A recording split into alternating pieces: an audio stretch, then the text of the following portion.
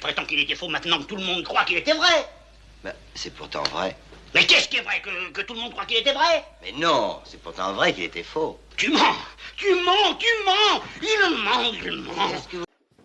Alors, pour conclure cette petite série de vidéos, je voudrais vous montrer le missel de base.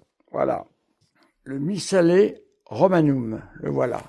Donc ça, c'était le missel qui, normalement, aurait dû servir à la messe Paul VI, telle qu'on devrait la célébrer. Voilà. Donc nous avons ici le Missale Romanum, voilà, du décret du Saint Concile Vatican II, voilà. Donc nous avons ici, tout en latin, la PGMR, la Commentation Générale du Missel Romain, voilà. C'est la première version, et nous avons ici, je vais prendre un exemple, puisque nous parlons de Monsieur Abosi ose dire que c'est invalide. Eh bien, nous avons ici le canon numéro 1, voilà. Prex Eucharistie 1 ou canon romain, voilà. Ce qui veut dire que le canon romain est utilisé, voilà, c'est le même, voilà, à quelques détails près, mais c'est pas ça qui change les choses. Voilà, donc nous avons les différentes prières que nous connaissons bien, voilà, et nous avons ici, eh bien, les paroles de la consécration eucharistique, voilà, qui vaut validité, bien sûr. Voilà. Voilà, le hoc est enim, voilà. Et ici, nous avons le, pareil, ici, accepti, hic est enim. Voilà. Donc, tout ça, je veux bien,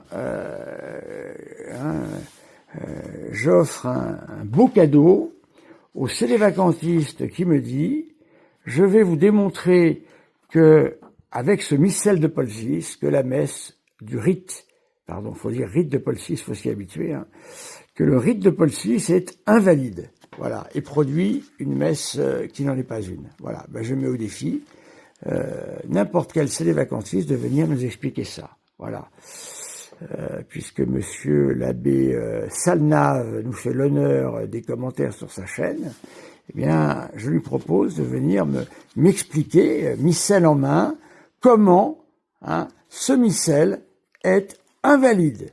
Alors, Monsieur Salnave, qui me prend pour le grand inquisiteur, me dit, mais êtes-vous sûr que, en tout lieu et partout, la messe est dite telle qu'elle doit être dite? Je suis pas le bon Dieu, déjà, et nous ne sommes plus sous l'Inquisition. Peut-être que ça reviendra. Malheureusement, il faudrait que les évêques, effectivement, soient attentifs à la manière dont la messe est célébrée. La messe de base, c'est celle-ci. Ad orientem, faut-il le rappeler? Faut-il rappeler également que le chant grégorien est le chant de l'Église? Ça a été rappelé par tous les papes, et avec force par Jean XXIII en particulier, qui a même sorti un petit fascicule de chants dans lequel, eh bien, on a l'essentiel du chant grégorien. Faut-il rappeler tout cela? Faut-il rappeler que les évêques ont voté pour la communion sur les lèvres à plus de 80%? Voilà. Il y a eu les démolisseurs qui sont entrés là. Il y a eu des vrais perturbateurs qui ont fait n'importe quoi. Je me souviens qu'à mon époque, il y avait des prêtres qui se permettaient d'inventer des canons. Voilà. Alors là, bien sûr que le personnel de l'Église est plus que défaillant, bien sûr.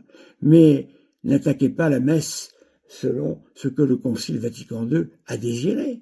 Ce n'est pas parce qu'il y a eu des saboteurs qui ont fait ce qu'ils voulaient en ne respectant pas le Concile Vatican II, en ne respectant pas la messe du rite de Paul VI, ce n'est pas parce que ces gens-là ont fait n'importe quoi qu'il faut condamner le rite de Paul VI, monsieur Abosi.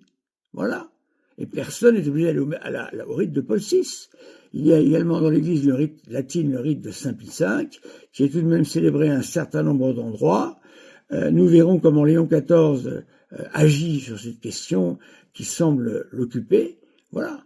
Et ne disons pas n'importe quoi. Si vous voulez prouver que la messe de Paul VI est invalide, il faut prendre le missel romain, le Missale Romanum.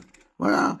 Et pas prendre la messe de l'abbé Jean-Pierre qui a célébré en 1968 sur un autel en plastique que je ne sais où. Soyons clairs, monsieur Abosi. Il faut être sérieux, il faut être honnête. C'est comme si je vous disais que eh bien, la loi est boiteuse. La loi française est boiteuse. Pourquoi? Parce que les juges ne l'appliquent pas. Si des juges décident de ne pas appliquer la loi française, ce n'est pas la loi qui est en tort, ce sont les juges. C'est la même chose, là.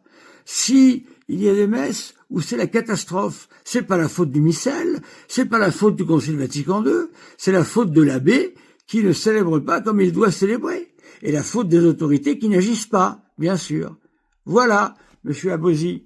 Mais écoutez, je mets au défi monsieur l'abbé Salnave de venir m'expliquer. Voilà, je peux même me déplacer le voir, il n'y a pas de problème. Hein. Je viens avec mon matériel, le Missale Romanum de la messe de Paul VI, le rite de Paul VI, pardonnez-moi. On a la mauvaise habitude de dire messe de Paul VI et c'est faux. Et monsieur l'abbé Salnave va pouvoir me démontrer l'invalidité. Voilà. Et s'il le fait, je lui promets de lui offrir un beau cadeau.